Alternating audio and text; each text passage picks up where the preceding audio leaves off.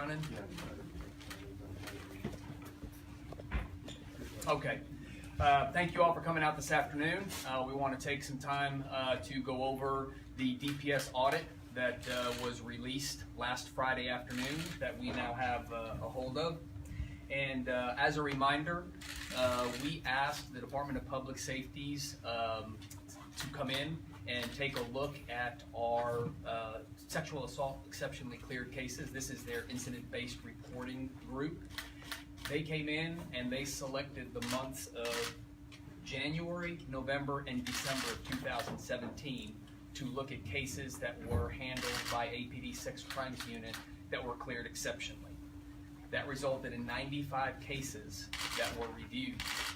As a reminder, when we spoke on December 31st, we highlighted the preliminary report that we had received that identified within the reports, there were 5 reports that DPS identified as having issues with hierarchy. That is how we actually rank the offenses, and you're only supposed to, under UCR, report the highest offense in that report.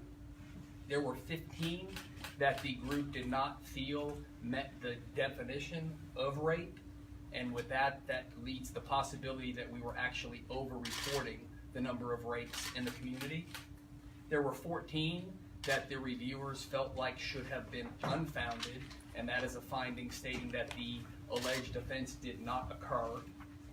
There were 30 that the reviewers did not believe met the definition for exceptionally clear, the requirements, and then the remaining 29 were correctly coded, and there were 2 that were identified as having the ability to have been cleared in prior years. So that was a reminder of what the report showed. We had done an internal review as well. Our internal review covered cases, 85 cases, over a 5-year period, and that internal review actually identified many of the same concerns that the external review done by DPS did. However, they were not immediately recognized. Where we're at right now with the audit, we have put together a team within APD to look at the findings. This is a team comprised of 1 lieutenant, 2 sergeants, and a detective. They've gone through training on the UCR clearance codes, and they are now reviewing the audit that was provided to us by DPS, and they're going through each case, putting together their findings, and then whether or not we actually agree with how DPS reviewed the case, or whether we're left with some questions.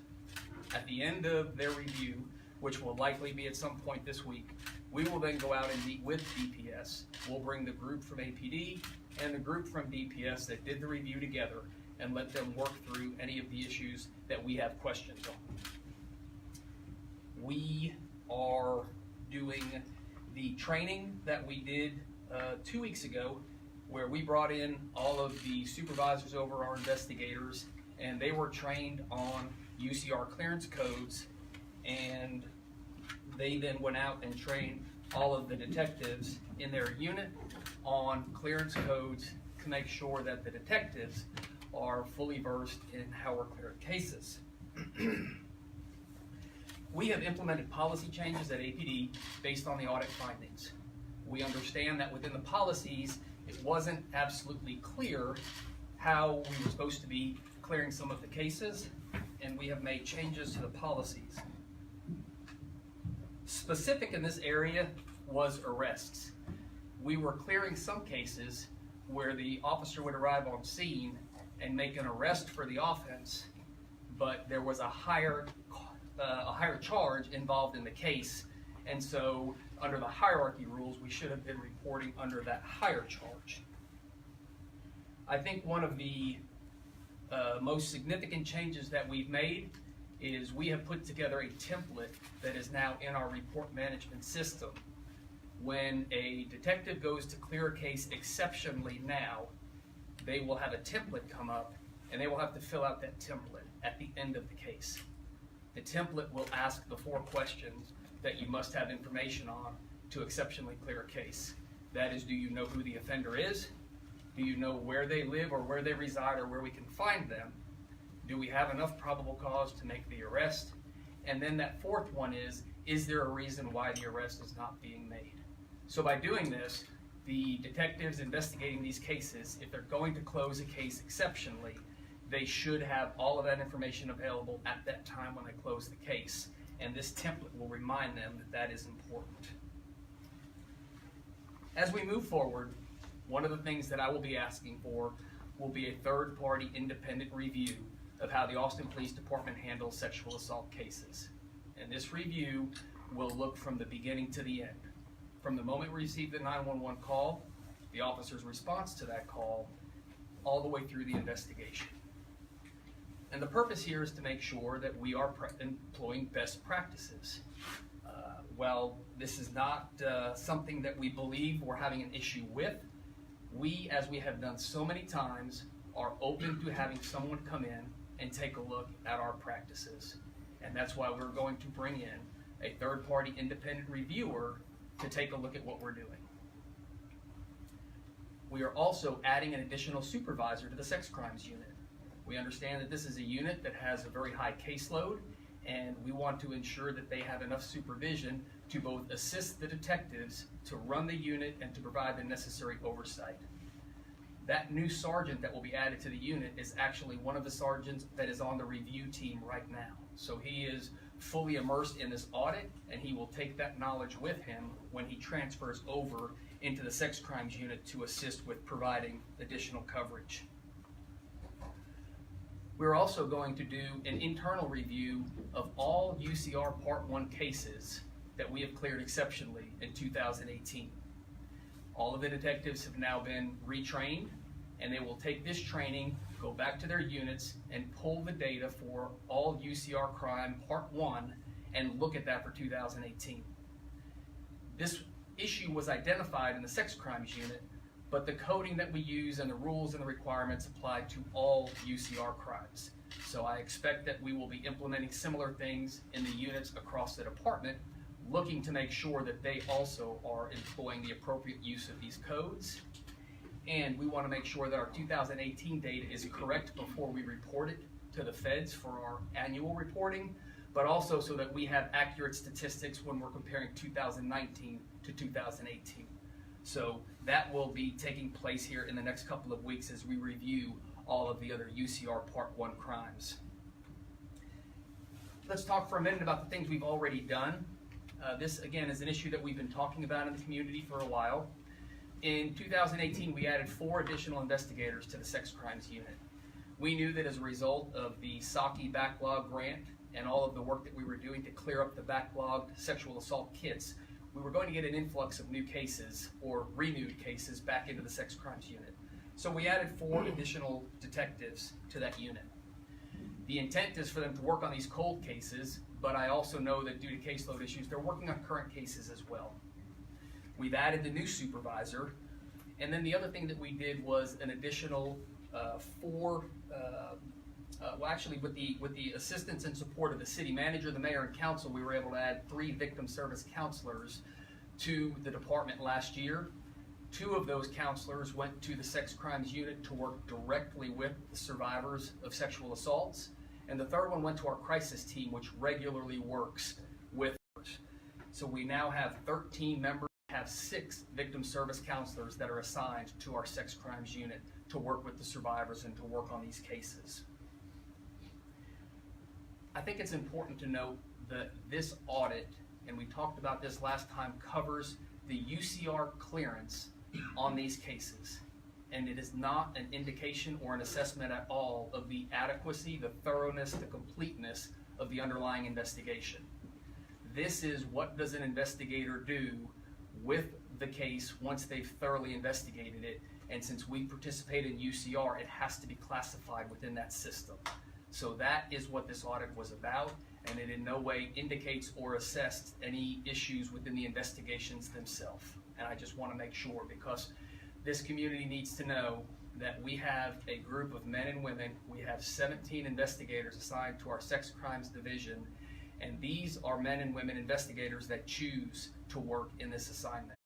This is one of the more difficult assignments in the police department, and there are other places you could go work that would not have the stress or really the difficulties that these investigators deal with day in and day out. So I want to want to highlight that there are a group of professionals that work in this area. They are supported by our civilian staff and victim services, and everyone is committed to doing the best we can by our community, employing best practices, and that's why we will welcome this outside review. And if there are things that are identified that we should be doing differently or better to implement best practices, we will do so, and we will look forward to doing so.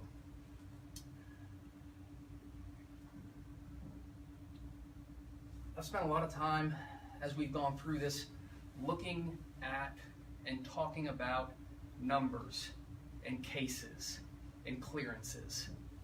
But at the end of the day, behind each and every one of these is a human being, a person, a survivor, and we can't lose sight of that. So I want to close by speaking directly to the survivors of sexual assault. There has been a lot said in this area over the past couple of years, whether it be with the DNA lab, whether it be with the SAKI backlog, or whether it be with what we're looking at right now, the UCR clearance codes. Although we have had issues along the way, as many departments do, we have shown to be a department that takes these challenges head on, and that we invited this review that we're talking about today, and we're looking for the next review, this outside review, because we want to make sure that we're doing things the right way and that we are giving the best possible service to people that have survived some of the most horrific crimes. So I can't say that I understand what a survivor goes through, but I know the questioning is difficult. I know that sitting with investigators having to talk about a very violent, personal attack can be difficult, and there are so many challenges throughout the time. That's why we know that sex crimes is one of the most underreported crimes. So to the survivors, we are committed to you, to seeking justice for you, to ensuring that we are employing the best practices, and in those areas where we can improve, doing everything we can to improve. So where we are at now as I close, we are working on the response to the DPS audit. We have 30 days to provide that response, and that written response will also be something that we will disclose publicly. And in those areas where we may have a different understanding or don't necessarily agree with the initial findings from DPS, we will be meeting with them over the course of the next week to discuss that so that our final report reflects that conversation. And with that, I'll open it up for questions. So was Sergeant Donegan correct when she said, she came forward and she said that she was asked to go back at cases and say that these cases were exceptionally cleared, and she said, no, these are not exceptionally cleared cases. Was she correct after all? Well, not knowing the specific cases that she was referring to, this review was of cases that took place in 2017. And so that would be a different set. I think what is important is we have identified that we have things to correct with our UCR coding, and we're focused on moving this forward, and we're focused on doing a review, and again, ensuring that we are providing the best service to the survivors in our community and employing best practices along with our partners in both the criminal justice system and our local advocacy groups. Will anyone be disciplined for that issue that she was asked to look back at these cases and say that these were exceptionally cleared? At this point, I have no information yet as to what happened 5 or 6 years ago during that timeline when she was in that unit. There is a whole new different chain of command in that unit. So right now, our focus is going to be on getting a review, on getting our clearance rates coded appropriately so that we have accurate data to report this year to the feds. Who's going to do the third-party review? That will be determined. We will obviously, like we do in many times, we will probably put out a request for proposal or something. We're going to first identify what it is that we want to review, set the parameters. What I want to look at is from start to finish, from the moment we get the 911 call, so that we can ensure we're employing best practices in the communications and then handling that reporting of it, the officer's response, the investigations that will take place in the sex crimes unit, and then our participation in any of the court processes that would follow. Chief, from in that APD internal audit that you guys did yourself, there's a tab of 2012 to 2017 cleared exceptionally, and then there's a pie chart at the bottom that shows maybe around a fourth of the cleared exceptionally cases were not cleared appropriately. Like, why didn't you guys do any of this sooner? Sure. So what we have found with our internal review, again, that review looked at 85 cases. 3 were outlier cases. It really focused on 82, 61 of which were coded appropriately, 21 of which we self-identified in that report were not coded appropriately. This report was done, I believe, back in September, and I know from talking to a few of the people that were participating in that, I don't believe that they recognized the significance of the findings because of the small sample size and focusing on the fact that what they had identified was in any given year 4 or 5 cases that were inappropriately coded without realizing that that really was indicative of the same thing that DPS found when they came in and audited us. So it does show that our own review, when we went back and took a second look, actually is very consistent with what DPS found.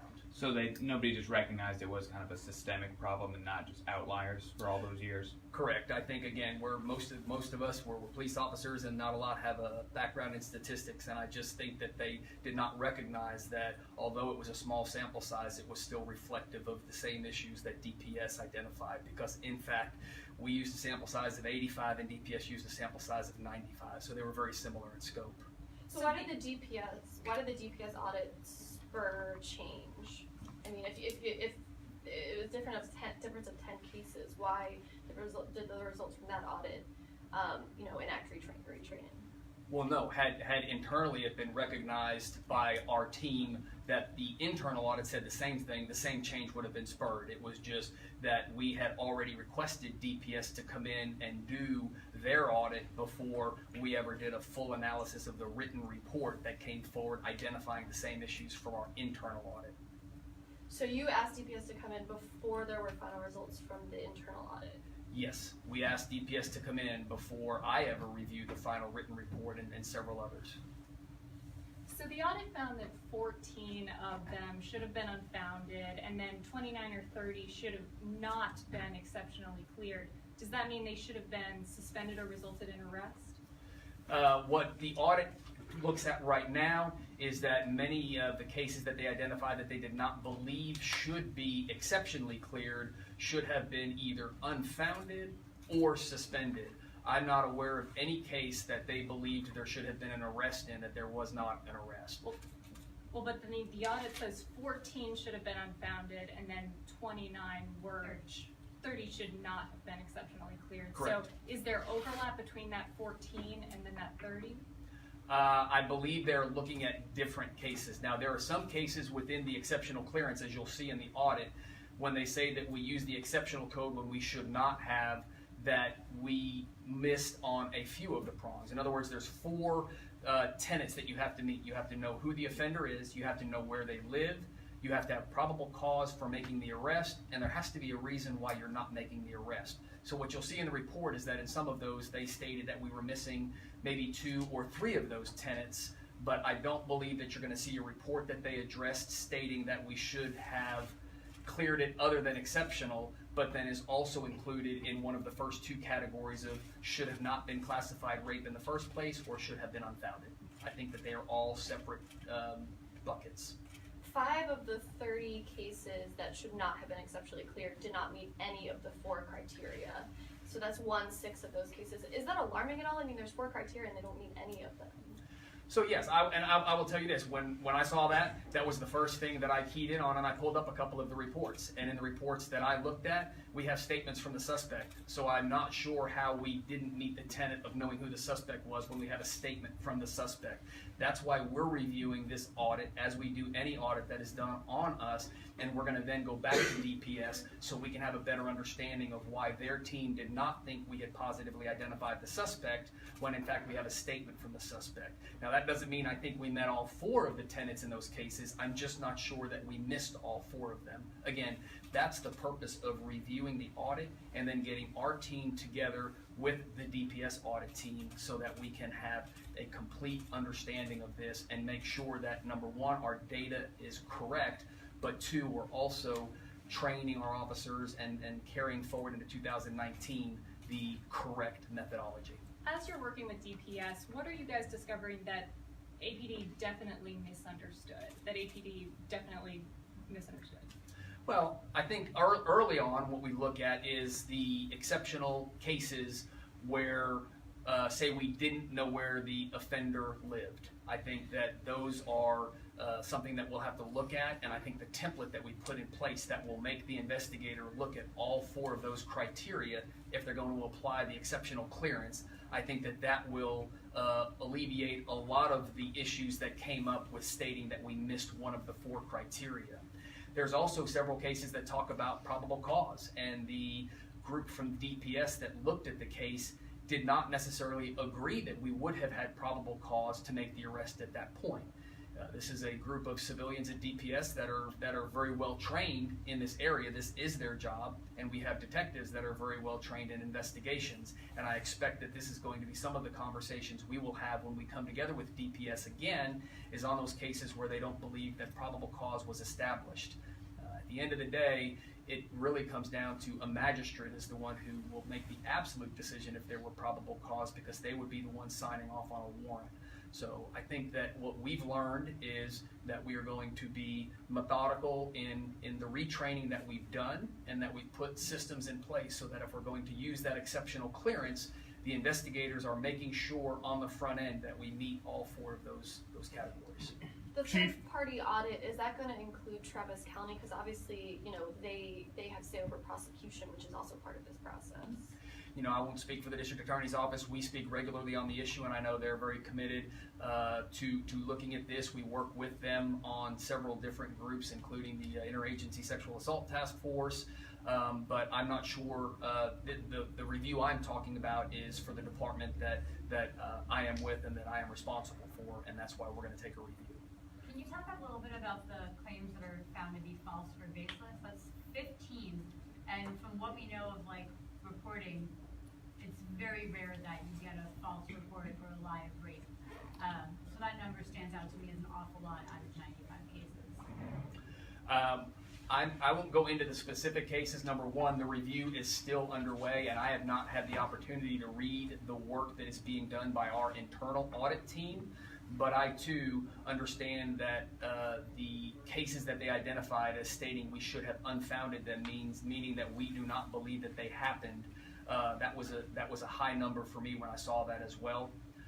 I know that in some of those cases they made notations that the victim had recanted their initial allegation, and we know that happens in rape investigations at times. We know that it is one of the most underreported crimes for many different reasons, and we also know that at different points during the investigative process, and this is not to blame a survivor of these vicious attacks, but we know that at times throughout the investigation they drop out of the prosecution or of the participation, and that's why, again, when I speak to the survivors in our community, it is so important that you stick with the investigation, that you continue to work with the assigned investigator and victim services counselor, even though I understand how difficult it can be at times. Chief, with this audit, do you see any cases being reopened that were said to be exceptionally cleared but turned out to be incorrectly done? I don't think that that'll be an issue, because again, when we exceptionally clear a case, that means the investigator has taken it to the furthest extent they believe they can take it. A case that could be closed earlier is potentially a case that was suspended. These are cases where the investigator has actually worked it. There is a likelihood that they have gotten enough information where we will get with the district attorney to see if there's enough information for a prosecution. But I do not expect that what we will see out of this is cases that were exceptionally cleared that still had work to be done. That is not something that I expect will be found. Chief, I have a question from Newsy, who's one of the organizations that originally reported on this story. They weren't able to phone in, but they asked me to ask this. They said the city recently released to them, following a records request, documents showing you, Chief Manley, have been previously evaluated in your annual reviews to, quote, use intelligence-led policing to increase the percent of Part 1 crimes cleared. Did that goal you were measured by impact the department's drive to increase rape clearances? No, absolutely